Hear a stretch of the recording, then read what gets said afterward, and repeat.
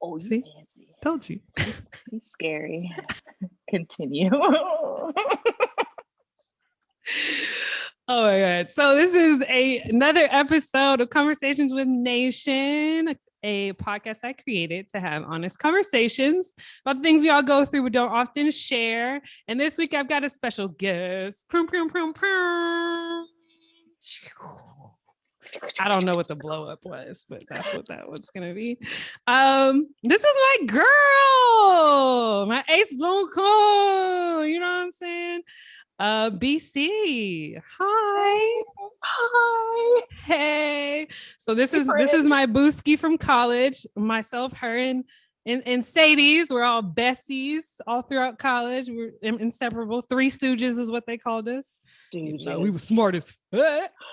Hello. Because we was all getting science degrees out here. You know what I'm saying? Yeah, we actually all were Black female scientists. Now that I think about it, shit. Oh shit. We was doing a damn thing. Yes. And so I would like to bring my boo on the show today because this beautiful Black queen is a nurse practitioner. Not nurse practitioner. I'm sorry, registered nurse. Sounds like an MP. Speak it though. Speak it. Oh, is that where we're going? We're going there. That's the whole... Okay, sorry. Go ahead. Nurse practitioner, put that shit in the universe. Thank you to God and all my motherfucking ancestors, y'all my niggas. Sorry, I respect y'all. Yes. So I was like, hey, I need to get the perspective of a Black woman in the medical field, because outside of the medical field, we seem to be the most marginalized in that space if you're not in it. So yeah, we get to and my boo lives in the South. She got a whole house in Atlanta. Sorry, I shouldn't have said where you was at. Telling too much information. Nigga, she got arches, y'all. If y'all looking at this, she got arches in her house. Did you build your home? Yeah. Boss up. It's easy. Boss up. You can't do shit in California. Whew, I know. Oh yeah. Also, she's from Cali, LA out here. You know what I'm saying? Thugging, big thugging. Major thug. Our dirty asses, right? I just laughed because I just thought about the story of the first time we all met each other. Remind me. Remember it was in that pre-summer thing, and then we went around the circle. Yeah. My ghetto ass. The class we dropped after day one. Lord, I was all, is y'all here? You know, get education or something? Because I was here to party. You and Mercedes was like, who is this bitch? I was wilding. Oh, I was wilding. It was a great time, though. It was a great time. I'm glad we made it out, because it was questionable for a minute, because I almost got kicked out like 2 times.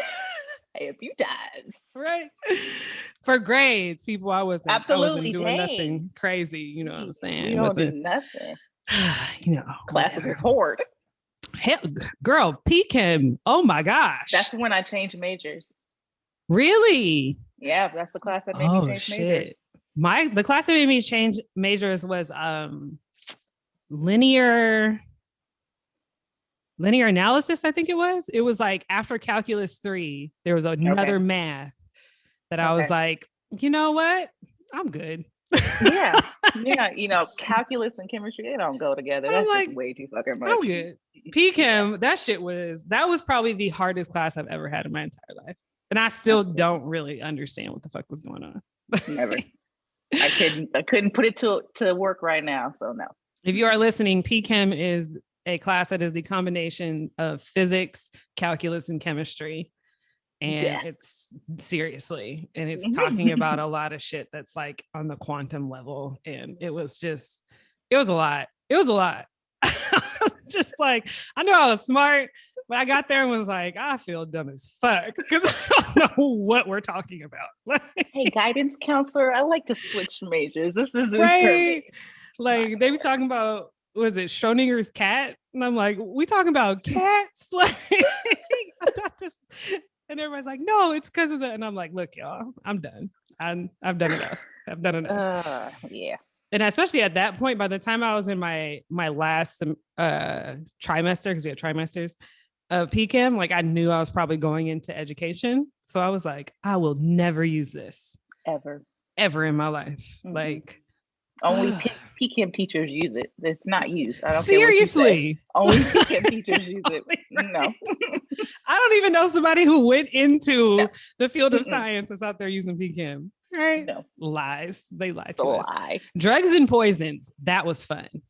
I didn't get to do that one. I took drugs and poisons with Dr. Bailey. That was really interesting. And it was also, it's like, it basically like explained how all drugs, both like recreational and like pharmaceutical drugs, how they work within your body and like what they do. That probably is something I actually could take now. It's like being in the medical field. That might be kind of shit. Probably should have took that. But y'all, we good. Still come to my hospital. You'll be all right. You'll be good. Oh my gosh. So speaking of which, I've always said in my pod that I felt like part of my purpose was in this lifetime is to be a healer, which is also interesting because you are doing it in a very practical sense, actually in that bitch. So my first thought is like, how did you get there? Like as a Black woman, how are you like, I'm going into the medical field? And do you have any like defining moments in your mind that you're like, yes, this is why I chose that? As a child, I liked blood and gore. I watched Real Life in the ER on the Discovery Channel, whatever that was. Like I watched that nonstop. So it was just the body, science, blood, how it works has always interested me. I've never had, because people ask me that often, and I don't think I've ever had a defining moment. I don't have family who are, or are they in it? No, there's no family who's like directly a nurse or a doctor. Except for Barry coming up. I know. Her little brother Barry. Hi Barry, you better be watching this. Well, he won't right now. But okay. Yeah, so there was never a defining moment aside from me just genuinely being interested in the human body. I really do like blood and gore though, but I wish there was something bigger, but no.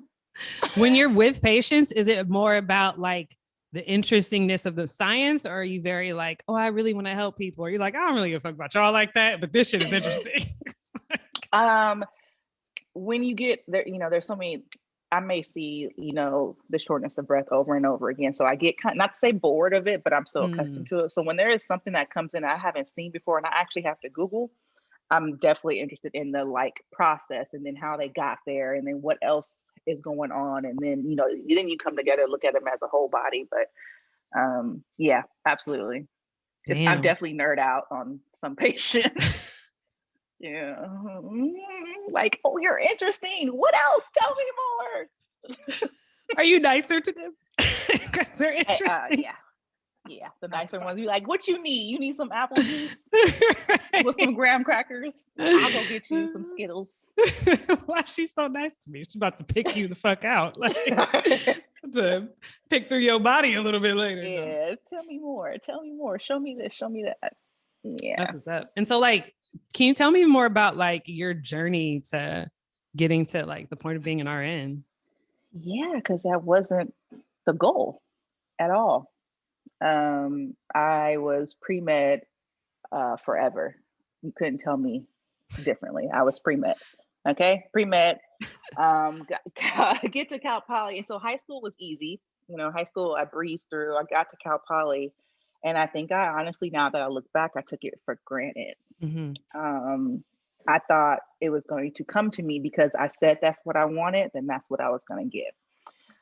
Those classes kicked my ass, like on a real, kicked my ass. And when it came down to graduating, I wasn't competitive enough for medical school. Mm-hmm. So I was going to do post-bac work, which is how I ended up in Georgia. I was kind of looking for somewhere else to go where I could explore before settling down anywhere. Mm-hmm. So a friend, Shauna, was here. And so that was someone I knew. So I wouldn't be completely by myself. And her family was here. So I stayed with them. And that kind of helped me get over the fear of being by myself. And so I came out here and had started okay, I'm gonna do post-bac work. I was gonna be going to Georgia State. I volunteered at Grady Hospital. I don't know if you've heard of Grady. It's one of the top trauma centers like ever. And aside from the crazy shit that you see, I really like the nurse-patient interaction. Oh, snap. Why specifically? I'm with them. Oh, okay. I see changes more. It's not a pop in and pop out. No disrespect to any doctors or anything like that. You guys have it hard. I understand, but I enjoy having She the gotta option say to. that. Yeah, right. My brother. Oh, shout out to you, Barry. We love you. I like the idea of being more personal with patients, with Okay. people that were in need. And as a nurse, I was able to be bedside with them the whole night. So, I'm taking care of this particular patient the whole night, as opposed to, hey, I'm just popping in to help you with this treatment and I'm leaving. Or, hey, I'm popping in to go over your care plan and I'm leaving. And then, in all honesty, I'm the one who sees the big changes, or, I give the updates because the physician is away. They're relying on our charting, our updates on how the patient's doing to further their care plan. So I like that interaction. I do still have the interest in the provider role, but I do like kind of where I'm at now, just to get that personal level. So after volunteering there, that's when I looked into and applied to nursing school, and I am now an RN. Hey, worked your tail off, honey. Worked my ass off. Worked that tail off. I remember I didn't even know you existed for a couple of years. I was like, where Brittany at? Fell off the planet. She's like, you would pop up every once in a while and be like, yo, I'm alive. And I'd be like, oh, okay. And I'd be like, all right. From under the rock. Hey, yeah, because I worked a full-time job while in nursing school. You weren't playing no games. I was like, don't do that. Yeah, I had real adult bills. Games, right? I was like, barely get the job I'm doing right now. I can be going to school too, and a school that's not like, oh my gosh, nursing school. Because my ex-husband was a nurse. Total different.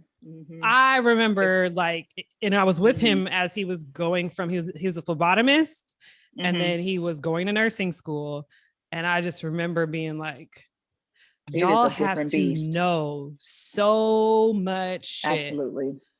Even though and it's like how I think doctors kind of do the same thing too, where initially you learn so much about everything and then you start to like hone in and then you start narrow down.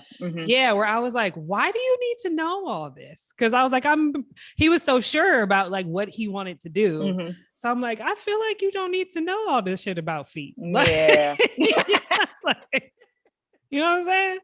Like, you're not about to be a podiatrist. Why you gotta know so much about toes? Like, and he was just like, shut up. And I'm like, okay, my bad. It was a different level by far. I can't even explain it because it's traumatizing. I probably have a little PTSD from it. You see a book and you're like, oh.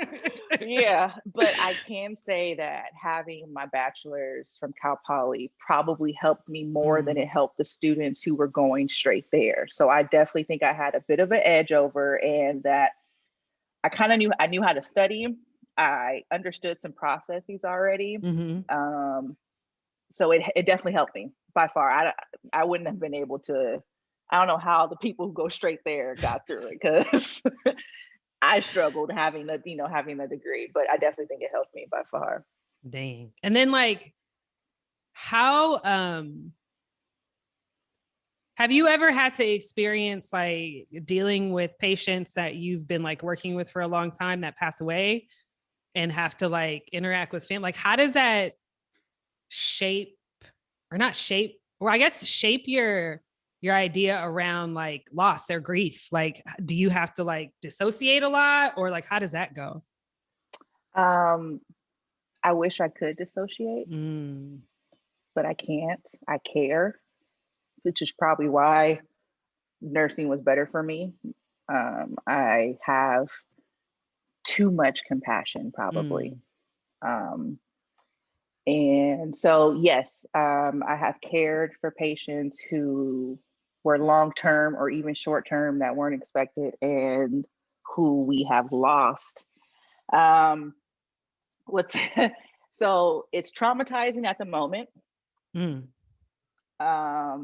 You are moving so fast. Sometimes you actually don't have time to truly process, but you know what's going on, but so much is happening. When things calm down and the family's in your face, That's when it's just like, you don't, yeah, there's words that I can't express. I just hug them. mm, Experiencing loss myself, there is a different connection, and mm, I cry with them because mm-hmm, I have connected with that patient. I've connected with that family. I I legit feel their pain as opposed to just saying, "Oh, I feel sorry. I can't mm-hmm. imagine how you feel." I feel how you feel. Yeah. Um, I think it's made me a better human being. I think it's made me a better nurse. Let me. I'm gonna start crying. Sorry. Okay. I know we went through the questions before when you talked, and then I thought of something and it came up, and then I was like, It's oh okay. no. Okay. Okay. Um, I definitely think it's made me a better nurse because there are so many in the field, not just nurses. There's so many medical professionals that I think have lost their compassion or been jaded by how stressed we are, how thin we're stretched, the things that we see. It's I think sometimes they put this wall up and they forget how to feel. Mm. And sometimes people just need you to feel, to understand and to feel how they feel. Um, Oh, I want to come to you if I gotta go in. I have to fly there, figure out what's wrong with me. So yes, it's if I've answered your question, it's definitely made me a better nurse. Not to say that I didn't have the compassion already, but I feel on a different level because I was on the other side. I was in their shoes. Mm. So having been in their shoes, I know how they feel, and I try, I do my best not to brush off people because sometimes they just need you to listen. We're so Yeah. busy, we're so short staffed, and I'm going from I'm surprised I'm not on drugs because we Ship go you some from gummies. we go from a room of crying. I have to walk out the door, close the door, wipe it off my face, and then go smile in the next room Mm.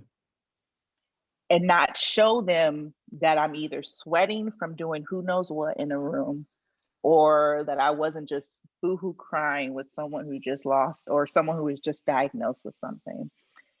Um, so yeah, the mind is everywhere.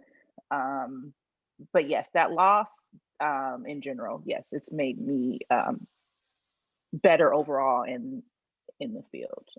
I spend more time and I take more time. I try not to rush. I try to care more. I mean, because if you walk in a room and you have questions, you're unsure. You don't want me to be like, oh, just wait, hold on, I got stuff to do. I'm busy. Hold on, you're gonna have to ask a doctor. And I hear that, and it drives Mm-hmm. me insane. Because It you're drives you're me insane. interacting with people in probably one of In their their most worst, vulnerable in their stages. most absolutely. No one wants to be. You don't want to be hospitalized ever. Like this ain't no hotel. This ain't no Ritz Carlton. You don't want to be hospitalized, and that is by far the scariest moment that they have. You're in this weird, uncomfortable bed. There's beeping all over the place. There's people in and out of your room asking questions, giving your arm, sticking you with needles. Like Mm-hmm. it's not a normal experience. So just being able to step back, and I think just my experience alone has helped me do that. Step back into their shoes and give them the few more minutes that they need. Did any part of school like address the psychological and like the mental and emotional health of you as the caregiver um at all in any way, shape, or form? In the last semester, probably the last fucking PowerPoint. Y'all motherfuckers. There's so much information that we have to receive. So much is crammed into us. And I feel like at the end they say, don't forget about nurse burnout, healthcare burnout. And you fuck, I'm burnt out already. This from school. Like no, it's not focused on enough. Absolutely not, because the way I was smacked in the face with it when it was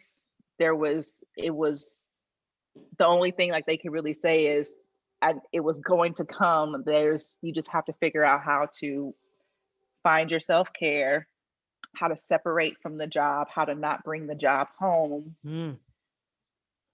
That's like damn near impossible. That's so someone, who was it? Oh, so I had to get damn jury duty, and I got selected. What? I feel like y'all should not get jury duty. Absolutely right. So I thought I was gonna get out of it because you don't want me, right? Like you shouldn't want me. But anyways, I got selected, and the one of the jurors had said, I knew you were gonna get selected. And I was like, eh. He said, how do you separate from all that you see? And I say, to be honest, I don't. I said, I wish I did. I'm working on it, but I don't. Because there's some things that I think it's just, one, because I care, that I have 12 to 13 hours with this person. And if I'm not coming back and I'm concerned about their well-being, it sits on my head, in my brain, until I get back to work and I can find an update. Wow. So it's like, it's doing this. And then did I do that right? Did I give them the right medication? Did I catch that in time? Did I make sure I tell the doctor? Did I do this? Did I do that? Did I give, like, you see the memes, like where the healthcare provider wakes up at 3 a.m. like, fuck, did I give him a cup of water? Like, it's literally he asked for water. Did I give him his water? Like, it's constant. I wake up hearing the beeping. Wow. Of the infusion pumps, the pumps that you get your IVs and stuff in. I hear that. I hear the telemonitors, like your heart monitor, when you're connected to a monitor and we're watching your heart rhythm, and if they go off because your heart rate goes up, or if there's a funky rhythm, I hear that. Damn. So separating is something that is a challenge. I am still new to it, to the field. So it's something that I have to work on. I need to work out. Of course, there's things where I know I need to do. But it is very challenging to separate from. How have you practiced self-care thus far? Recently, I started getting my nails and my toes done. I'm not gonna show mine because they not cute. I was about to be like, hey, and it was like, wait. Wait, never mind. I love that popping ass yellow against that melanin, honey. Oh wait, put it back up one time. Hey. In case y'all missed it, my bitch is engaged.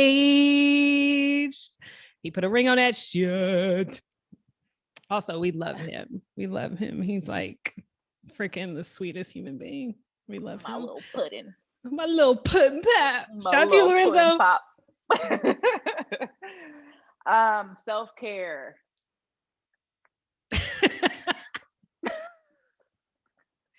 I feel like we had self-care the last time I got to visit you in LA. Yo, that was so amazing to do so much of nothing. We literally watched every season of Insecure. Yes, ate food, ate some delicious, smoked some weed, just like, and it was like, what, almost 2 or 3 days of just that. Yeah, and I was like, oh, thank God. But it's like, I was coming here to kick it, and I didn't realize I needed to kick it. Yo. Yeah. Yeah, get back to me on that. We're working on it. Okay. That doesn't exist very well. I mean, side note, how the hell is planning a wedding while doing that? Ugh. The adulting sucks ass. Bruh, adulting is everything that they didn't say. Yeah. Like, adulting is the fine print. That you never read. Lord, I'm like, whoo, y'all poorly advertise this shit because Yeah. it is not popping. I think for self-care, there's some people get, they do their massages, they work out. Um, it's not that I don't want to do that stuff. I think it's because of working nights. It screws my entire schedule up. And when I'm off, I sleep till maybe 3, 4 in the afternoon. And then by the time I'm awake and alert enough to function, like stuff is either closing or I'm just gonna sit in the bed, like in Netflix.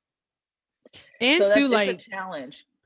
I know that like that whole working at night too, that's a very different strain on your body than working Yeah. days, like a completely different. So to work like 12 hours through the night is, I feel like, is like working 16 to 18 hours. Yeah. And I go like, yeah, if I work 16, 18 hours, I wouldn't be doing shit when I woke up. Not a damn thing. What? Don't even talk to me. Like, why are you here?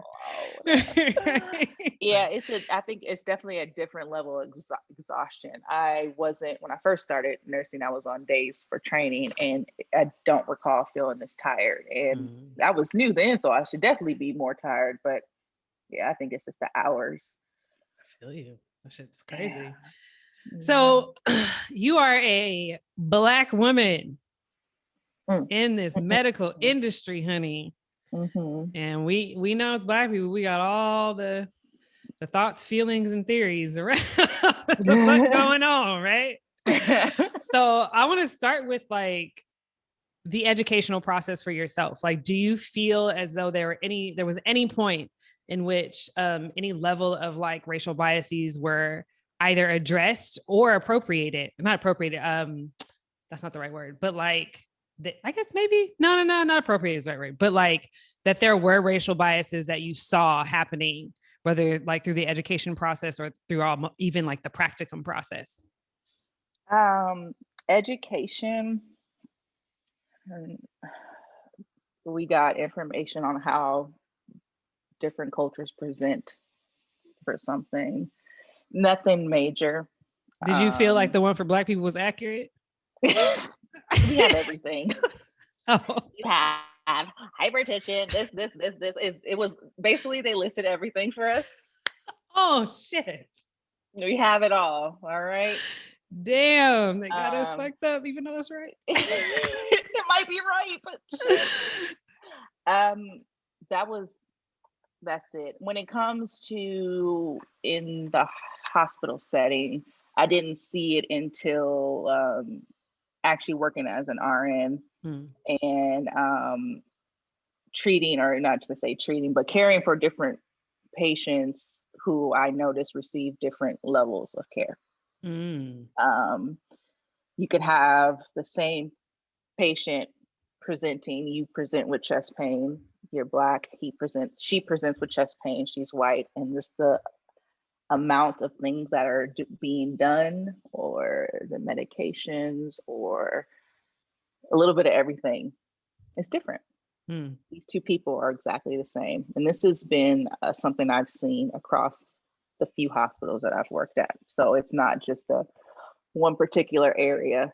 It is, especially when the young ones, us being in their 30s, the 20s and 30s, we're just often seen as seekers. Explain that. Drug seekers. Medication seekers. We could have legit diseases, legit things going on, and we're dismissed. Which feels like such a mind fuck to be taught, hey, Black people have all this shit. So And they then don't to need be shit. brought in and be like, you just trying to get some drugs. Like, Absolutely. what? Yeah. You just learned that I got all the They just told you. Did you read the book? Yo, that's wild. I mean, we know it, but it's like You know it. Absolutely. We know it, but to see it, mm-hmm. to have to go to bat, and a huge part of my job is to advocate for my patient. So I'm the one who's bedside the most. So I'm the one who sees them the most. I'm the one who's seeing changes. I'm the one who's like, okay, this is legit. Something needs to happen. So I have to advocate to the physicians, to the respiratory therapist, to physical therapy, to my charge nurse, because they need something more than I have available to me. So I have to push. Sometimes it's pushing. I have like, you're going to answer me. You're going to answer me. Like, I'll send it again. I'll send it again. You're going to answer me. Answer me. Call me. Don't send me a text. Call me. Like, I need to explain I'm asking for this, because you probably think I'm just asking for something that this patient may have asked for previously. You're not going to give it, but let me explain why I'm asking this, because the little text box is only like so many characters. I can't put my paragraph in there. Yes, there's differences there. There's differences when it comes to certain disease processes, certain things that people have. Interesting. Wait, can you talk about the disease processes thing? The way they present in people? Yeah, it presents differently. Okay.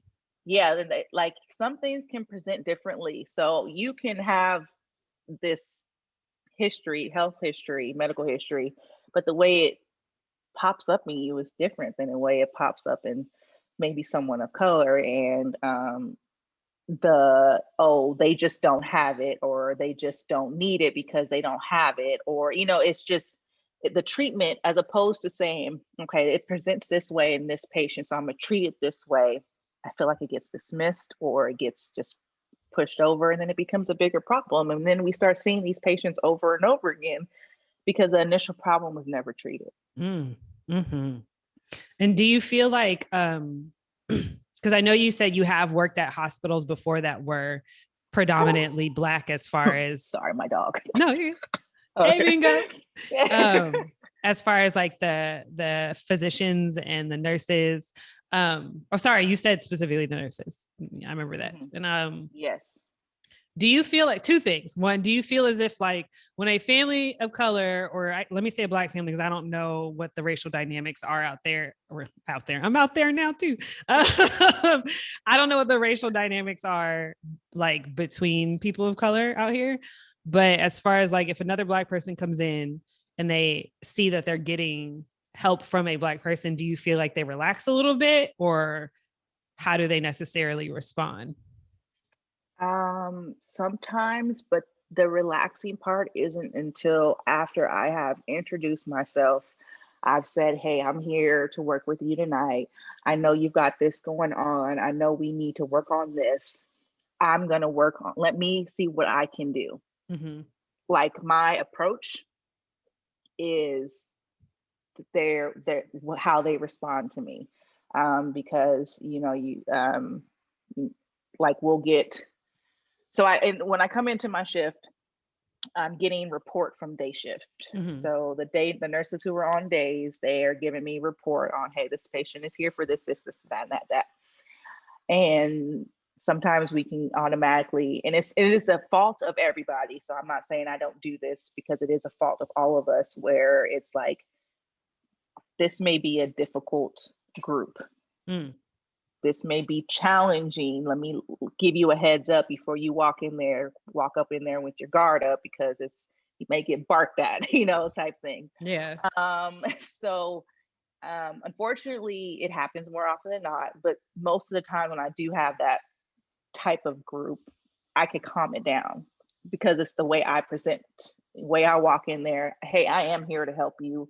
What do you need? Know that I can only do so much. I can, of course, I can ask. Of course, I could try my best. I will go look, but I can only do so much. And then there's ones where it just doesn't matter whether you look like them or not. It's going to be a dog fight till the end. And have you experienced like the opposite too? Like people, like white people or other people of color, like have they reacted any type of way specifically because they were receiving care from a Black woman? Yeah. Yeah. Oh, I slapped that Absolutely. bitch in the face, boy. I know you can't, but I'll do it. Absolutely. You could just feel it when you walk in the room, or they don't want to ask you any particular questions. They want the person above you. Damn. Um, which, sometimes I fight and I push and I'm like, no, we gonna be friends tonight. Right. All right. And sometimes I don't because it's not worth it. Mm-hmm. But yes, absolutely. There is, we know that feeling. You go walk into a room and know when something's just not right. Mm-hmm. I've had it on multiple occasions. Unfortunately, sometimes, not to say unfortunately, but a good portion of the time, these people are confused. And so they don't necessarily know any better, even though I feel like they kind of do. But they're confused, and Oh, like as in like their mental state isn't mental even. status. Gotcha. Yeah, they're not oriented. I guess it's what we say. So they're in the 50s, and they'll talk to you like they're in the 50s, and you're like, yeah. Ooh, you got to hold through your peace and let the Lord fight your battles, or Yeah. You just what I do is I minimize my time in there. Gotcha. Of course, I give them what they need and I give them the attention and the care they need, but I just minimize their need to express themselves in the way that they feel necessary. With that group, with those that are mentally confused, I was talking to a friend and I was saying, the one thing that never goes away, as confused as you are, is hate. So we ask you a series of questions to see where your mental status is. So I'm gonna ask you your name, your date of birth. Do you know where you are, and do you know why you're here? And they'll get everything wrong, but guess who they knew was president? It's like, or it's like little things. It's like, how do you know that? But you don't know. Wait a minute, you don't know this, or you don't know. Last time you washed your ass, but you hate niggas, bro. I feel like one of these is more important than the other at this moment. Yeah, absolutely. But yeah, hate is the one thing that never goes away, regardless of how confused, how out of it they are. They hold on to hate. Crazy. And it's so weird, and it's across the board.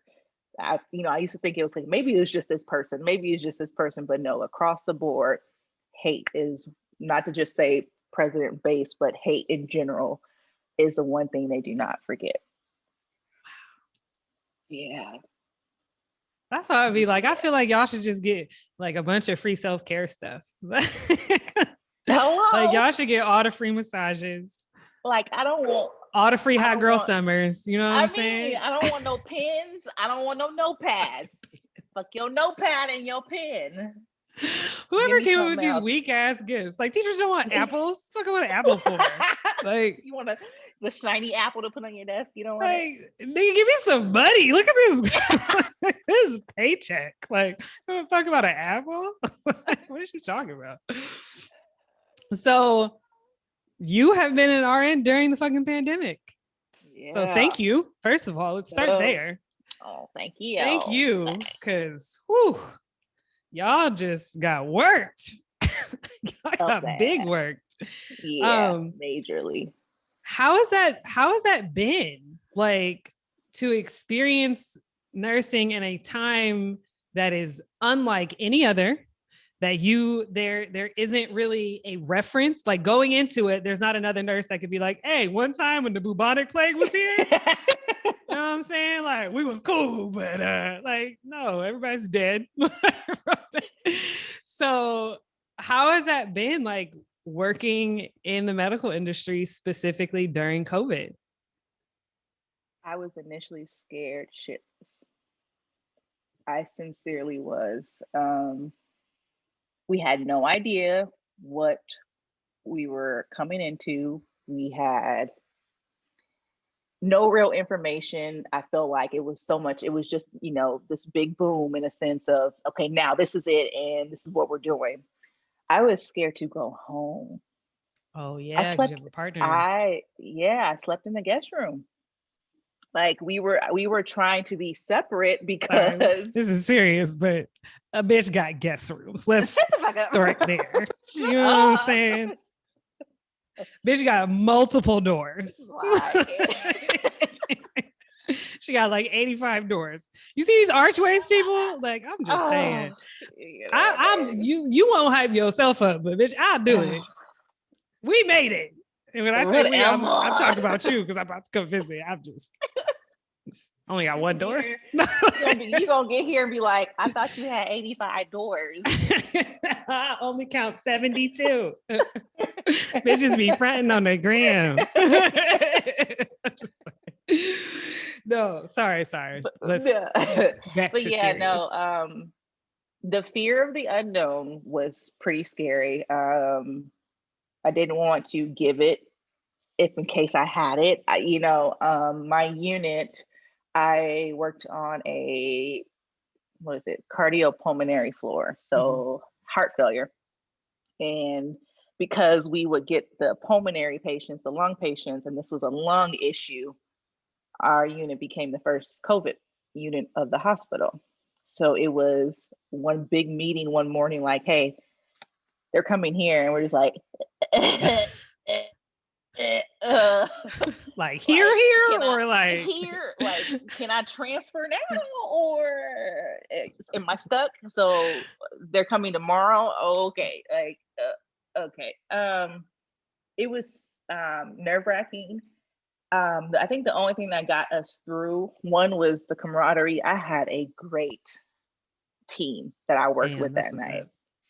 A great team, and it's truly the reason we probably survived. And respiratory therapists don't get the credit they deserve. They're like, shout out to y'all. Yes, by far, respiratory therapists, tech, CNAs, like, if we didn't work together, we weren't going to get anything done. I think nurses got a lot of the praise. Yes, we are in the room the most. Yes, we are with the patient the most. But when oxygen was dropping, who was I calling? Hey, respiratory. Hey, this is your field. Right. They ain't got no oxygen. He needs some more. He needs some more O2. So big shout out to them. By far, they're my BFFs. But aside from the camaraderie, we had to just remember to be nurses, meaning care for this patient as if it was someone else coming in with a different issue with the lungs, with the breathing. Like, I think that's how I had to kind of train myself, because if you just thought COVID, every time I walk in the room, I swear I got hot and flushed. I'm wondering if my mask is fitting my face properly. Is my shield on? Did my gloves, are they correct? Like, you just go through this like paranoid checklist, and you're in the room and you're like counting how long you're in the room, and you're just like, you're more exposure. The longer you're in the room, the more exposure, but these patients need you in the room. And so it was just as soon as I would walk out, I'd just be like, I hope everything was on me appropriately. And this was like a game that you were playing in every room every day, and you just hoped that you put everything on appropriately. Everything changed every day. We would get different news about the way to do things every day, which really drove fear, because you're telling me, oh, wear N95. Oh, don't wear the N95. And you're like, no, bitch, did I get it? Like, actually, you do need to wear the N95. You're like, bitch, I was in there with a regular mask on. You told me I didn't need it. Like, damn you. I'm out here with a bandana. Damn it, what do I need? I just wish it was more clear, but I understand that it couldn't be, because we were learning as we were going. Um, I'd never thought until you brought this up now. I never thought about it through the perspective of a nurse because I remember being frustrated and about like, well, can y'all get it right? Like, yeah, which one? what Shit. is it? You know? And I still will argue that it was frustrating that I felt like leadership could have came out and been like, we don't know. Absolutely. Like that would have been better. But I never even thought Absolutely. about the fact that if I'm literally out here risking my life every day and y'all are changing the rules every day, how much Every more morning. traumatizing that is than me and my happy black ass sitting at home in my apartment being like, I can't believe you guys can't get it right. You can't, damn it. As I DoorDash. Like, fuck out of here, Brittany. Yeah, figure it out, damn it. Yeah. Every morning, every day in huddle, there was something new for probably up until the summer. On we're going to do it this way, we're going to do it that way. Hey, we're running out of supplies. Use this instead of this. Don't waste this. Our physicians weren't going into the rooms often because it would waste our PPE. So it was really just nurses and techs going into the rooms. Wow. What is And PPE? then PPE, protective shit. Oh, it's Protective. like the gear that they would wear. Yeah, Oh, you okay. I would know that damn shit. Something equipment. Protective. I don't know every Whatever. acronym. There's a million Yeah, educational acronyms that I don't fucking know. absolutely. The PBIS, I don't know. I don't know. Is that I don't a channel? Last time I checked, that was a channel. So I don't know what the fuck we're talking about, but I don't watch PBS. It's weak. They're like, bitch, that's not what we're talking about. I'm like, oh, okay, never mind. Yeah. But yeah, so they weren't going into the rooms to minimize. I was fortunate at the hospitals that I worked at on COVID units to have, for the most part, enough PPE. I never got to the point of needing to use trash bags, which I felt, and my heart went out to those nurses. They were I wearing can't around say their that. bodies. Yeah, so it's usually like a gown. It's like a plastic gown. It really does feel like a hefty bag, in all honesty. But they had ran out of those kind of gowns and they were using like trash bags or anything that they can get, especially up in the New York area where it was really bad. I can't say that I would have walked in the room with a trash bag on because hell, I didn't even feel protected in the shit that I had on. And to minimize that alone, um, it was a whirlwind to say the least. I feel like there's no way to really jumble up into a perfect sentence how that year went because it was a shit show by far. Absolutely a shit show. It was scary. There was outbreaks on our units, nurses coming down with it, staff coming down with it. And then yeah, there's a good portion of people who don't have any kind of illness that requires hospitalization, but I see the ones that are hospitalized. So I think that far. I don't think just, oh, this is, flu-like symptoms or whatever. I think hospitalization. So how did that feel being in fucking Atlanta? Like outside of Florida, y'all was the most lit. Like what Florida, we just know is never gonna give a fuck. Like what is a shutdown? But Atlanta, I was like, because I feel like y'all like started a little bit and then was like, yeah, fuck that. yeah, right. Yeah, we're like, oh, okay. Yeah, right. Like, how did that feel being in, like, going to work every day, being like, why the fuck do y'all not think this is real? It's frustrating. It's frustrating because it's more work on us. Like, you don't, whether you believe it or you don't, whatever the hell you think of it, because that's just a whole nother fucking story of what people think this isn't, whatever. You're ending up in the fucking hospital. We have no space for you. We're running out of stuff. And yet you still, like, back it up. Like, what are you doing? Especially when they would come in and they're like, where do you think you got your exposure from? And the places that they would say, you're just like, Magic City, bitch. Want to just wring your neck because why in the world are you? It's more so frustrating because I don't want to say it's the South I don't believe, but sometimes it felt like it. But It's the lack of, they just don't care. Mm-hmm. I think the group that didn't care bothered me the most, Mm. because you are putting so many others at risk, whether you think or don't think, or believe or don't believe. There is a repercussion for your actions, Mm. especially during that time. I get that it was extremely hard on a lot of lifestyles. So many jobs are lost. I'm not knocking that. It was a double-edged sword, basically, Mm-hmm. in what we had to do. But I just felt like people couldn't sit down just for a quick fucking minute, just to Sit your ass quick, down. quick fucking minute in Go eat order some to vegetables. Damn. Shit. just to Like, see you if may it not would have work. it, but shit, just go eat some vegetables right quick. Right? Damn it! Sit down somewhere. Just, I don't know. I guess that was my frustration. Just the not caring, Mm. that literally having no care, and the selfishness that it showed of this damn country, which was Mm-hmm. already kind of You know. known, that selfish, so selfish that you can't think as a whole what, how damaging something is Mm-hmm. right now to us, whether you believe it or you don't believe it. There's clearly something going on. Yeah. It's like, even if you Clearly, can't put your finger on it, you might not motherfuckers be is able to, dying. like, but something's going on, right? Yeah. So the fact that you can't even just gather that and act in a way that may help the person next door to you.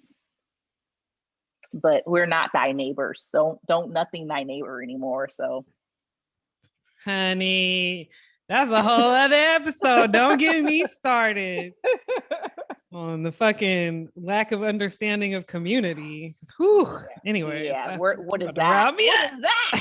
About to rile me up. And I thought about that because I was about to ask how how does it feel right now as the world is starting to reopen? And I was like, she in Atlanta. That ain't closed down. It never closed. She like, it's it like another to Tuesday, bro. maybe 2.5, 3 weeks. No, maybe it was longer. I don't even remember, because it felt like it was that it wasn't long enough. Mm-hmm. But yeah, everything was pretty much open here. So What yeah. it like, how does this affect how you move publicly now? Like, are you very like, I'm probably not going to be in large groups? Like, you was never the turn up queen anyway. I You really was. like, I'm boring. I'm the boring one. yeah. Like, when I came out there and it's Kasia, right? Mm-hmm. And we went out with Kasia. I I went could to tell lunch there with was, her today. oh, I gotta see her. I love her. She's Yeah. always still like being hella cute on Instagram, being like, you still winning, bitch. I'm like, you winning, bitch. Just like the epitome of a sweetheart. That's the one I will say. That is the one thing I have been seeing. A lot of people said a lot of shit to me about the South. A lot of people said a lot of negative shit to me about moving to the South. And I've only been here, a week or two, but I have only been met with crazy amazing hospitality and customer service. Every time I used to come out here, because my grandma lived in Georgia, that shit was the same way. Anytime I visited you, like, I'd be like, y'all are very particular about manners out here. Absolutely. Like, very particular in a way that is completely lost somehow once you go north or left to right.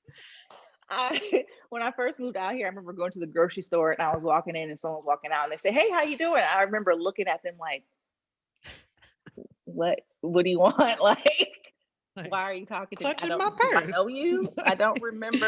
I don't recall knowing. And then it took me a minute to, people speak. Out here, they're gonna speak to you. They're gonna nod. They're gonna say, "Hey, how you doing?" It's totally different by far. It is very different. Me and this girl at Target had I had a couple conversations at Target. Now I think about it, about how I was about to decorate my bathroom. Because I was like, I really like this because it's different, but they ain't got nothing to match. And she was like, you know what? That is really cool. Like, let me help you. And it wasn't a Target worker. This was just a girl that happened to be in the bathroom aisle. And I was like, y'all are hella nice. And then I got to the checkout, and I had a whole conversation about black hair stuff with this black girl. And it was so interesting to watch, because there was a person ahead of me who, she was like, "Oh, how are you doing today?" And it was this older lady who was like, "I'm fine," and was like putting her stuff away. You can tell the girl was like, And so then when it got to me, she was like, "How are you doing today?" And I was like, "Oh, I'm doing really good. How are you?" And she was like, oh, I'm good. Like, how your day going? Like, yeah. It's like, oh my God, you gonna be nice. That's what's up. Like, You'll definitely have conversations out here for sure. People are genuinely, yeah, nice. Super nice. I was like, yeah. I haven't met no racism yet, and I'm pretty sure if I do, it's gonna be blanket as fuck. But also, it's racism, so I'm not gonna like it whether it's subverted or not. Right, absolutely. It's not gonna be fun either way. So, somebody was like, "You're high yellow, so you'll be fine." I was like, first of all, I feel disrespected. Second of all, please recognize the shades of color that are starting to come in after this fucking pandemic made me look like a vampire. I'm about to go outside. Nah, I don't know. Now my skin is all being funny about this humidity. Anyways, we're on a whole long other. Sorry. Anyways, let's go back. People listening like, bitch, bring the story back. I was interested in her. But so the pain tolerance thing, we had talked about it before. Like, so this idea of when you go to the hospital. So a couple of things. One being, I think a lot of talk around not misdiagnosing, but like not understanding people of color or Black people specifically is because they say that we pretend like we have a higher pain tolerance than we actually, or that we can just tolerate more. Yes, right. So like it's taught. Isn't it like taught or has been taught that like Black people can literally physically tolerate more pain, which is they don't need, crazy. Like how slavery embedded is that? Is like we used to beat the shit out these Negroes. So and they still alive. So obviously their pain tolerance is bigger. Like what the fuck is wrong with y'all? the gynecology person on a female slave who didn't use any medications to explore. See, why they got us so fucked up? I just got so mad. we don't have pain. Just like and to be like we were always in the thread of our life. So why would we be sitting there screaming and yelling out like anyways? But pain levels. So there is like the pain chart, right? So which is funny that they still use that for adults, the smiley faces. That's like 0 to 10. Like it's these smiley faces. I'm like grimacing. Like what? First of all, I don't ever make any of these faces. But I just remember, like I was telling you, I was having a conversation with somebody who's also a nurse, and I was saying like I feel like this is a very outdated, archaic, and misused way to ask somebody how much pain they're feeling, because it's completely subjective. So like I said to you before, like I have never had children. So what I think is a 9 is if I have a kid, probably is like a 5. Like, me being me and my old extra naturally ass, I'm gonna be like, I'm gonna have a home birth or be in a birthing center, and I'm being a big ass pool, and I'm not having no meds, like none of that shit. Shout out to Dom, I love you. You killed that. You just had baby Sage, and he's amazing. But I'm like, your understanding of pain is completely subjective to the amount of pain that you've experienced in life. Absolutely. So I'm like, as a nurse, to look at somebody who says, oh, I'm at a 7 and be like, you're not at a 7.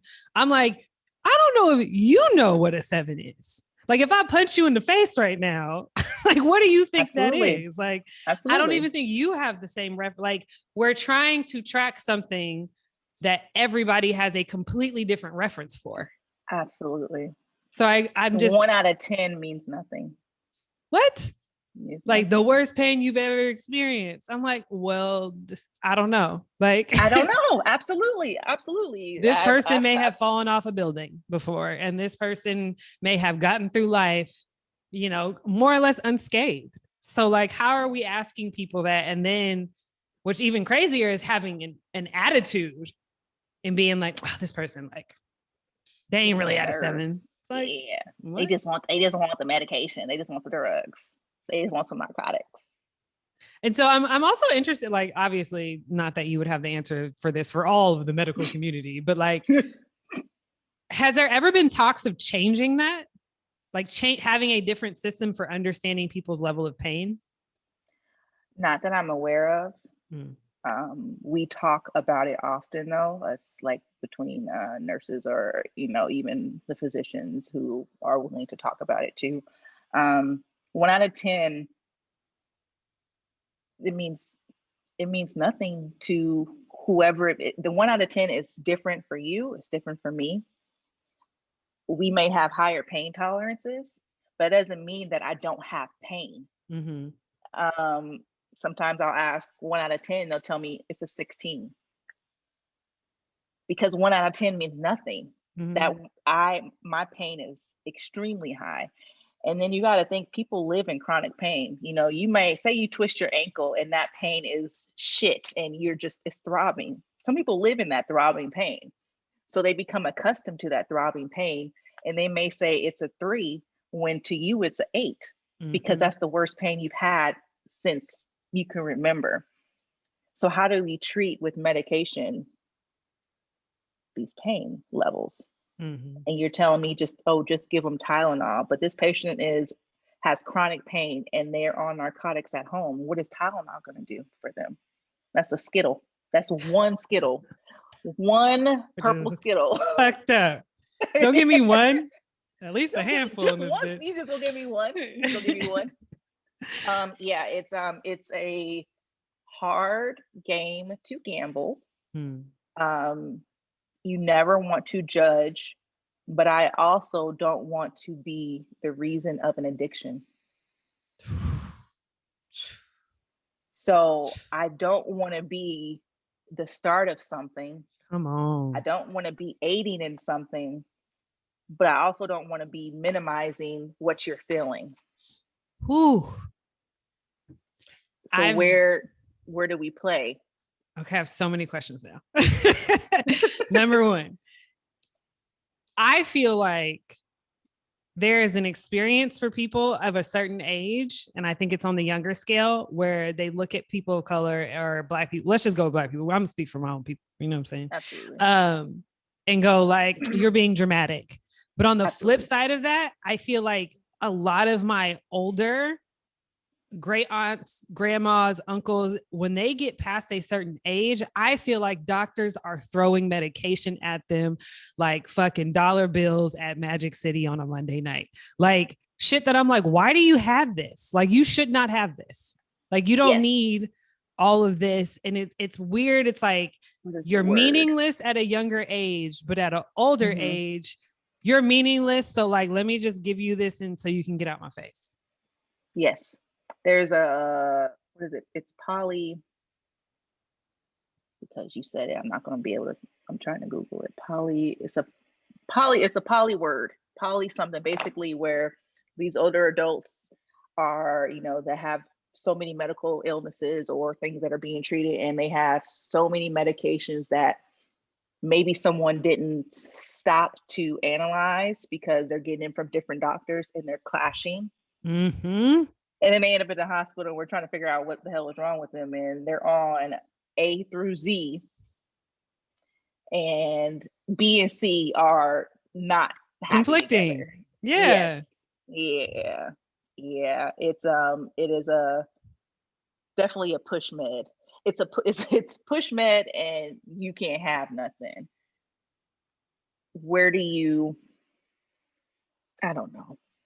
Damn. I It's big don't know. I wild. wish I wish that I could it's what and you want to ask like do they really need this? Like they've been on this for so long. Is it really still being treated, or are they at? Have you even have you ran the labs? Do their numbers even reflect something that's needed at Mm-hmm. this point? Why are there on so many things? Especially because so many things can drop your blood pressure and that causes a fall. You pass out, and for the older community, that's traumatic. Falls are traumatic. Mm-hmm. Those are the things that we try to prevent the most, and that happens seems to happen the most at the same They time. be falling. They be big tripping. Big, especially when they jumping out the bed and they got the bed alarm on, but they are sure that they're going home, or they're sure they got to go to work, or I got to get my, and they jump up and then they hit the ground. In the And bathroom? Oh I man. swear the hospital ground is harder than any ground that ever exists, because Why did they the do that? way the way things break and bruise in the hospital, I swear we don't break and bruise outside regularly like this, but I Yo, you know swear in how the like hospital it's different. on the playground at some point there was that law passed and they started putting down softer shit underneath it because it was like, I guess kids shouldn't be busting their ass on cement. Like, which I was like, who the fuck was letting us do this before? I Just feel like the plopping on same the way should be ground. for hospitals. Because now that you said it, I was like, I mean, it's easier to clean. I'll give you Yeah, that yeah, because yeah. it's not porous at Sanitary. all. There is no give.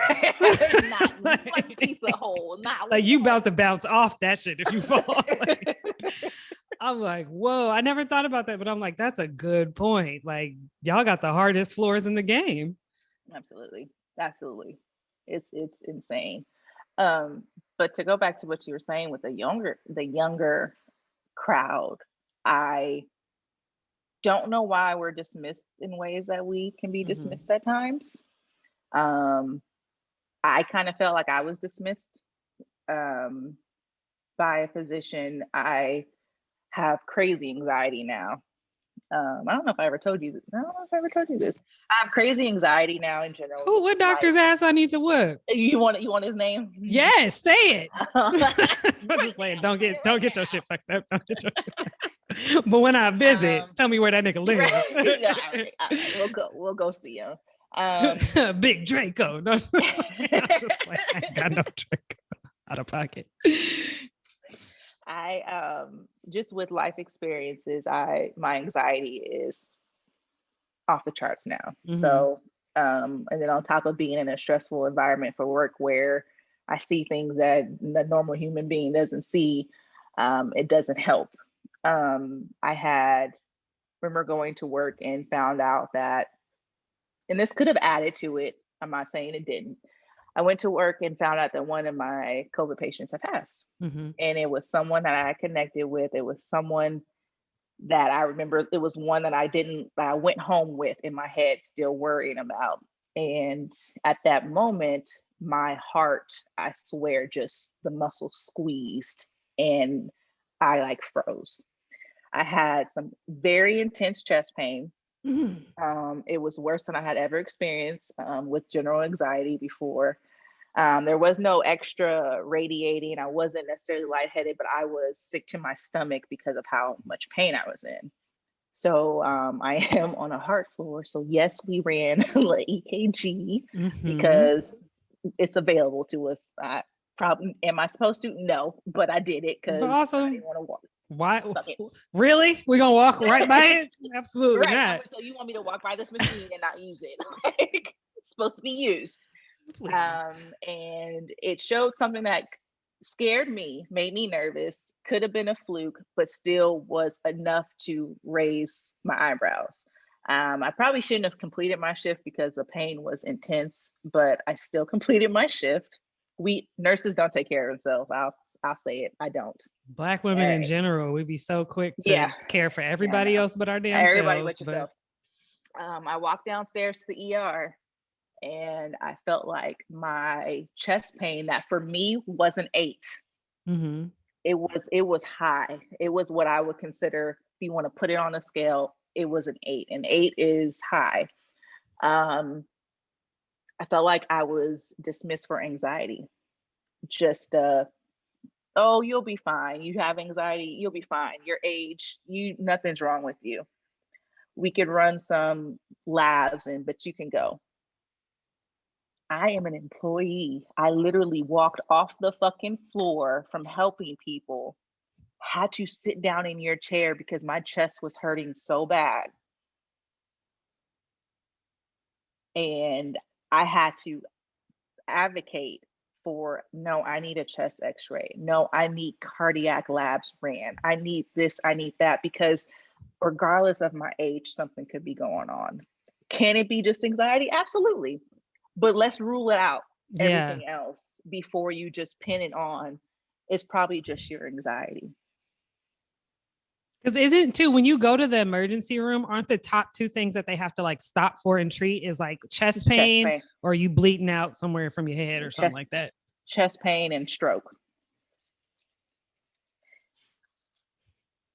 So think Oh, about the Jesus. patients, think about the people who can't advocate for themselves because either they don't know what should Mm-hmm. be ran, or they don't have the voice, or they're nonverbal, or who knows what. And they go in there and they say this, and it's just kind of pushed off because I don't present in a way that makes you want to jump to things. Females don't present for heart attacks normally. I did not we know don't that. have we don't have the You could be having indigestion and you think it's indigestion and you're having a heart attack. Black females do not present the same as, we can't have the normal, like, oh, the left sided numbness, or crazy pain, sweating, all that stuff, passing out. We can have that too, but we can also have signs that are not normal. So that made me just as scared because you're kind of pushing it off, because if it's just, I remember popping Pepsid. I'm like, maybe it is indigestion. I popped Pepsid, I popped Tylenol, nothing was working. um Give and one I of them Britney burps. right. Them things is notorious. They still come, they still happen. And I remember leaving that day and still having that pain. I Mm. had that pain for probably 2 days. It slowly wore off, and I was able to manage, and I had to call out of work the next day. And it was like, do I go back? Do I go to a different hospital? Do I go back and say something is wrong? Please Mm. check it out. But it's hard to get the attention that we need when we're Mm. not the obvious case, Yeah. or I'm just wasting your time, or you look fine, you were at work clearly. So is there anything specifically, like, I don't know, and I'm sorry because we completely off script now. So Yeah, absolutely. if it comes, it comes. You ain't got it, you ain't got it. Is there any advice you could give about like how to advocate, like baseline things of like how to advocate for yourself, or like, is it super important to make sure you get a copy of everything that they, Absolutely. or like, is there any basic stuff that, because I know everything is very case by case, but like, is there any basic stuff of like how people can advocate for themselves when it comes to their experiences in the medical field, not in the medical field, in like the medical space? Being a patient. Yeah, being a patient. Um, don't think any question is dumb. Mm-hmm. Ask every single question that's coming up to your head, because you got to think about it. As much as we Google, web and Google MD, um, ask those questions. Um, ask about your lab work. Have them explain what those numbers mean, because what they're going to do is say, oh, everything's normal. But what is normal? Mm-hmm. And am I on the borderline of not normal? Ask, what does this mean? Explain this to me. You got a chest x-ray. What does it say? Explain it. Can you show me? Force us to stop and talk to you. You don't want us to just be like, oh, check, they're done, sign them off, sign them out. Mm-hmm. Stop and make us explain what's going on. It's in all honesty, it's the way you approach. If you come in with an attitude, if you come in barking and snapping, what do you think you're going to get? Mm-hmm. It's very much, I'm concerned. This is new for me. Please explain this to me. What do I need to look out for? It's the questions. Ask questions. If you could have somebody with you, that's even better, because you have an extra ear Mm-hmm. for something that, because in all honesty, when you're afraid, you're asking questions, I may not hear you. Like, I asked you a question, you spoke to me, and it went over my head because of my fear and I'm in an unknown area. I'm afraid for myself. I may not hear it. So having that extra person for that ear, having that extra person to ask a question that maybe you're not thinking of, or just Mm-hmm. your witness of what did or did not happen. Um, we are overwhelmed, overworked, exhausted, anything you could think of in the medical field. And I'm not saying that we miss things on purpose, but sometimes we may miss things. Mm-hmm. And it helps when you can remind me in a sense, Yeah. you know, Like let's everybody does read. in every field. Absolutely. Yeah, absolutely. It's not to say that we suck. The medical field sucks, even though that's a different topic on how I feel about the fucking medical field, but it's a different topic. Come on now. Um, but make us work. Make us do the work to make sure that you're okay. Because guess what? If you go home and you really weren't okay, you're gonna come back. It's gonna be another bill out the ass. Another bill out the ass. And then that symptom, that something could be worse. Mm-hmm. During the pandemic, there were so many of like my normal patient types that I typically see on my floor that, you know, were staying away from the hospital because that's what they were told to do, because you don't want to come in and get sick. If you're not dying, if it's not critical, if you can manage it at home, manage it at home. And I felt like a lot of people stayed away from the hospital when they really should have been there. And so when they came back, they were more sick.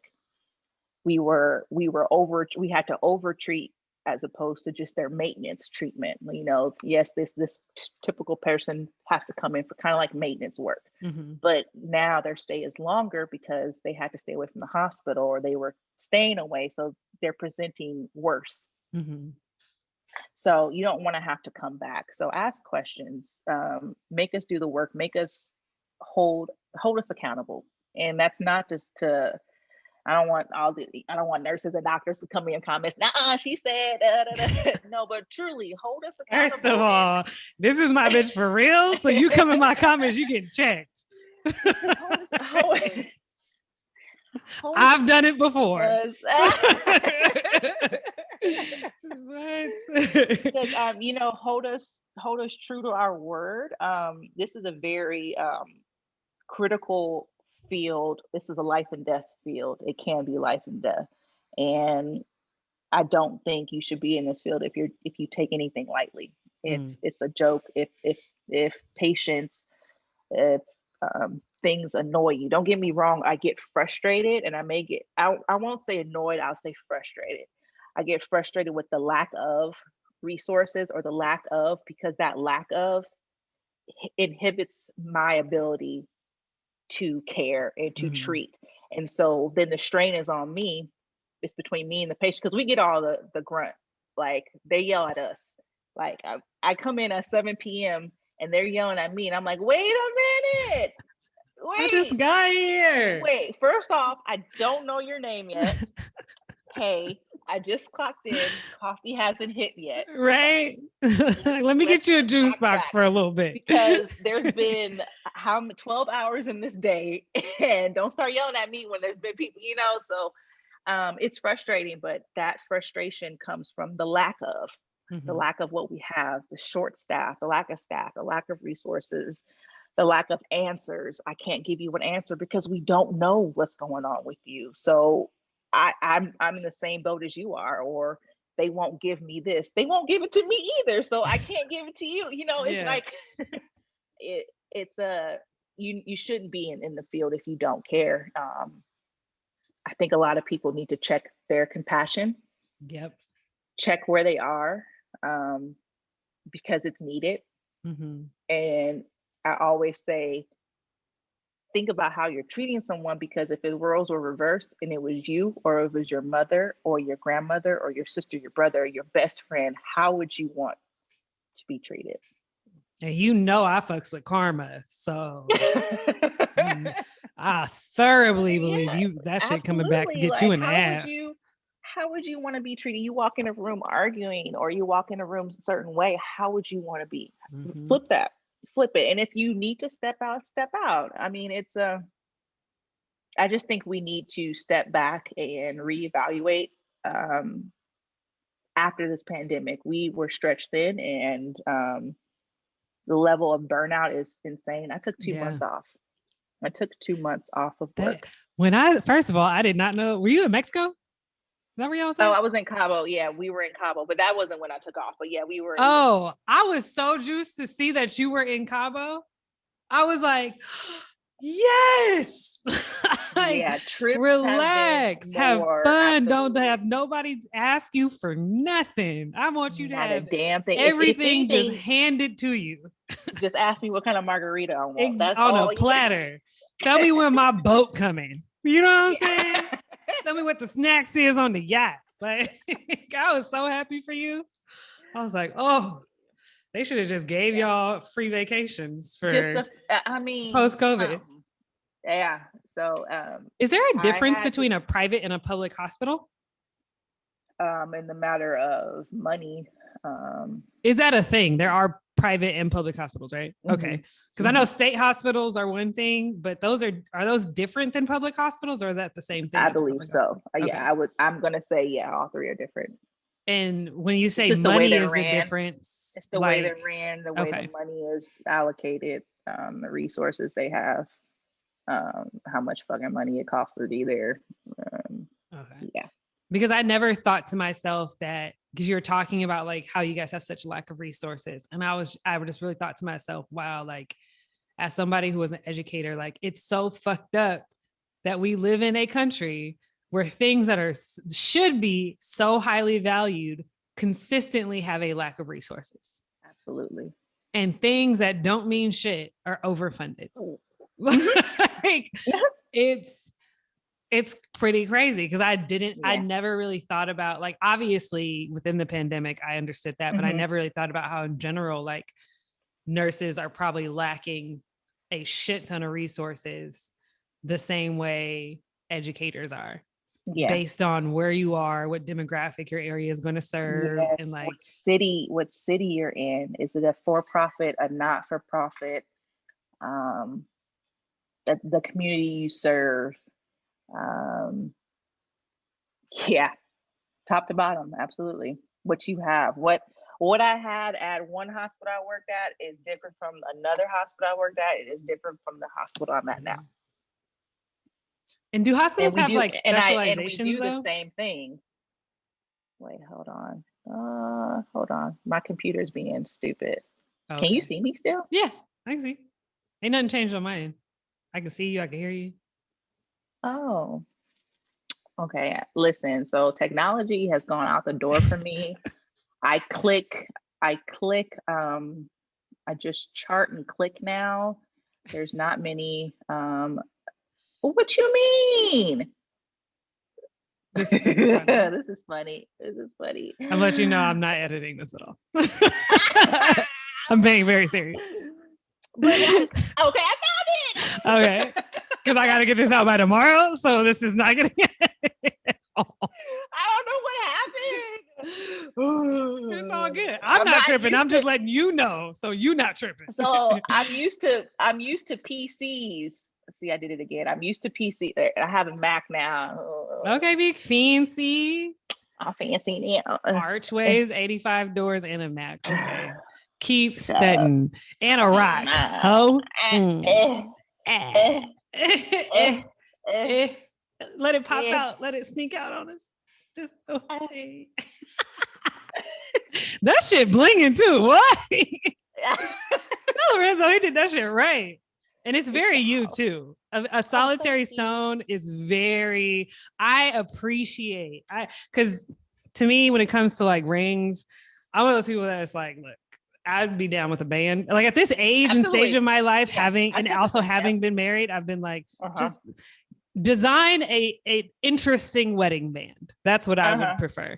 But I really appreciate people who are like, I want to get something very particular to who this person is that I'm marrying. Like, it's not just about like, oh, get the 18 karat ring, like with the diamonds all down the side and down the back. Let me do this. Like, I love when it's like, oh no, I pay attention to who this person is and like what they would love. I'm like, y'all be, because I mean, they could just be getting you anything. It's like, oh, you know me. Really? Yeah, you know absolutely. me. You could just be going and picking up something from the store. You know like, oh, you care. You thought I was to bust it open for this ring, boy. I was to bust it open even more for this style, honey. Let me find out. You know me. Not to notice. Pussy. Anyways, I'd be wild. It's kudo. It's kudo. Okay, my second to last thing. Um, as you talk about like the demographic of the nurses that have worked around you, you also acknowledge that like the higher up you go in like the hierarchy, I put that in quotes because I don't know. Haven't been a teacher. I think the higher up is the wrong word because we the ones I actually know. doing the real shit. But go ahead, you know what I'm saying? Fight me. But is your experience that the color starts to fade? Yes. I work with some amazing Black nurses, male and female, and we dominate some floors, absolutely dominate. And I love to see it. I remember having a patient's family come out and say, I have never seen so many. He's like, what are you guys doing? Like, what and why? You almost So want to fuck around and have a cookout. I know you give me a hug. Like, you know what? Where my niggas at? But Like, probably what he really wanted to say, right? right. But the change comes in the level of what do you call it? The level of care. So when it comes from it's called med surge, which is your basic Mm-hmm. area where like your general adults go for general things. You have pneumonia, you need to be hospitalized, med surge. Then you go to a PCU, which is a progressive care, which is an in between med surge and ICU. And then you go to the ICU. Mm-hmm. So as you progress and you get to like ICU when it comes to nurses, yes, there is a color fade. It starts to fade. I don't know if it is a fear of your ability, if it's a fear of I'm not going to do well, I am not capable. I have said that myself. I have said, I don't know if I'm capable of doing that. They do a lot of shit. Ooh, they do a lot. I commend IC nurses. Their brain, the way their brains have to work, they have to be on a different level of OCD. And they see a whole lot more. They see a lot more traumatizing things. Like I commend their ability to do what they do day in and day out. But I think it was my fear of the unknown because I didn't know shit about where I'm at now. But you in that bitch. Right. I had to get the experience. I was taught by some great preceptors, some great charge nurses, great people who wanted me to learn. And I picked up on it. So it's not that I can't, I think it's the fear. It's the fear of how much work you have to put into it. I think it's a comfort as well. Not to say that anything is easy, but it's it can be seen as easier. Not to call it easy at all because it's not fucking easy, but it's a different level of work, a different level of requirement. But we're there in pieces. I don't know if we need to be taught in school that we can. You are able. It's just the level of knowledge that you have gained and the experience that you have gained while on the floor. Listen, nursing school was that'll whip your ass. One, it whipped my ass, and then it was shit when it came to working. It's like I started nursing school all over again. Nothing presents the way it does in a book. Like all that shit, really, I was doing that to get the fucking degree, and then I went and learned all over again when I started, in the field. So yes, it's I think it's fear. I really do. I think it comes down to a little bit of fear of not being capable. And I don't know if that's just I feel like when I was in school, I didn't hear a lot of the Black males and females saying critical care. I didn't hear it. I felt like it was just, let me just get my fucking foot in the door. I just need a job. We'll think about that later. Yeah, we just trying to get out of survival mode. Right, absolutely. And maybe we'll change from there.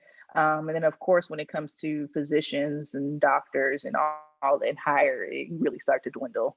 Absolutely. I know there's so many coming out, but we're just not enough. It's not enough. And application process, the requirements, all the way down to MCAT scores. I feel like things just need to change because I feel like you're penalizing, like I'm not a great standardized tester. Mm-hmm. But that doesn't mean that I don't know the shit.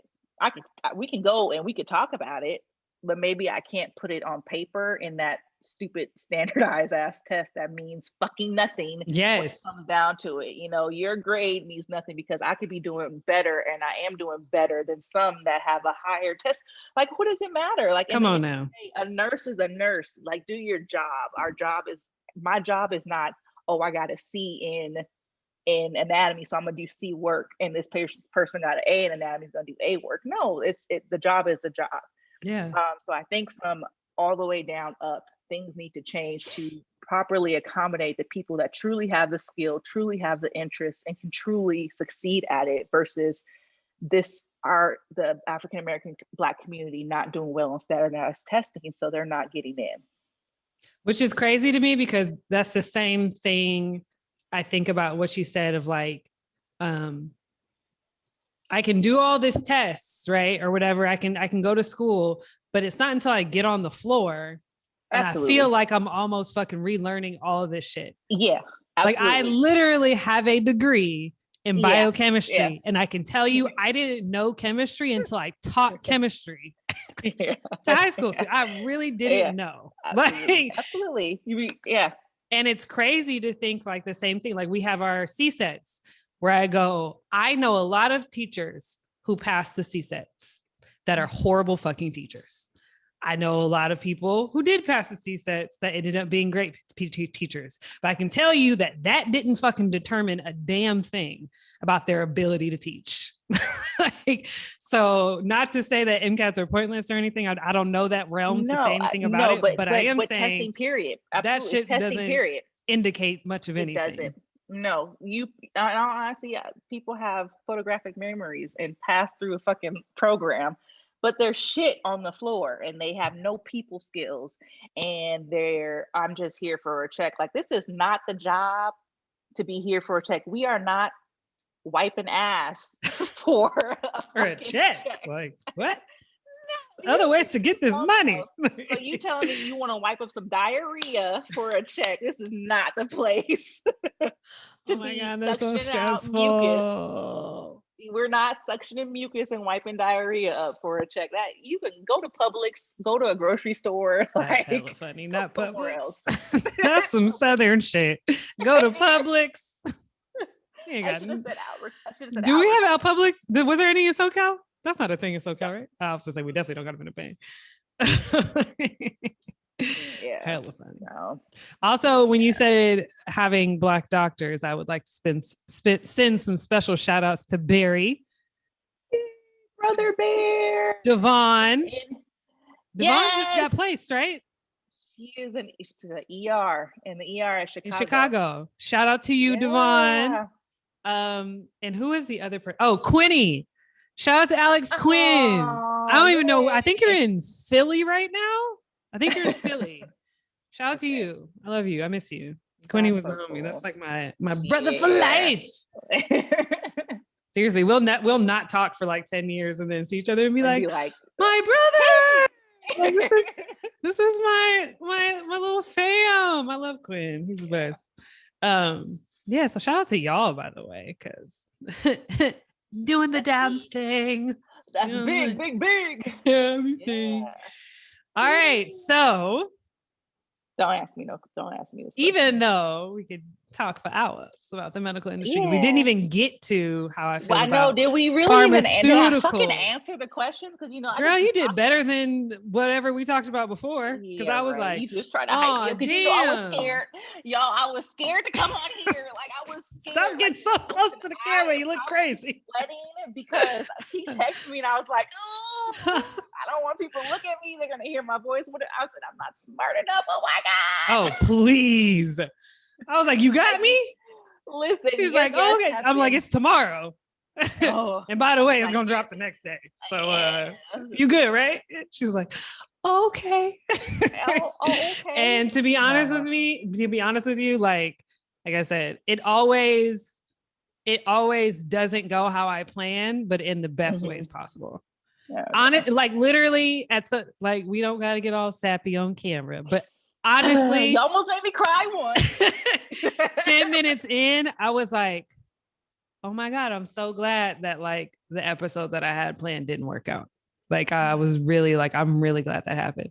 And not just me always being on the universe always has your back, but I was like, damn, you really always have my back. Like, yeah, always, you really always have my fucking back. And this landed in a different thing than I had planned. And it was better than I thought it was going to be. Like, and I was just like, fuck. yeah. And so y'all always got me. Shout out to y'all. Y'all some real ones up there. Shout out your previous guests. You've had some really dope people on here. Thank you. I've truly enjoyed you, Nation. I've enjoyed your podcast. Here we go, getting sappy.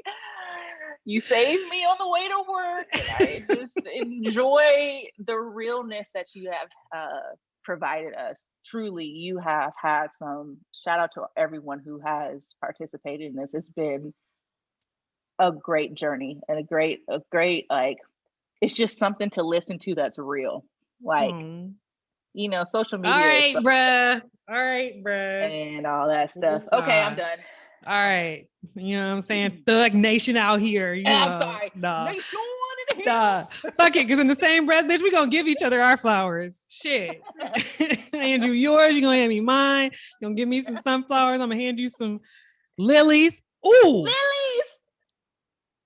I remember your favorite flowers in this bitch. Also, I realize that you're trying to persuade me in this other direction because you know what's coming. So we about to get back on the road. Bitch, I'm smart. Stop playing with me. We was just, you know I'm smart because bitch, you was in the class with me. So, BC, what makes you special? Nothing. Stop. Come on. Don't have me run down the list because I might say some of your business that you don't want. Man, here goes a sweat droplets just rolling down. She's like, I just got better. Just got cool.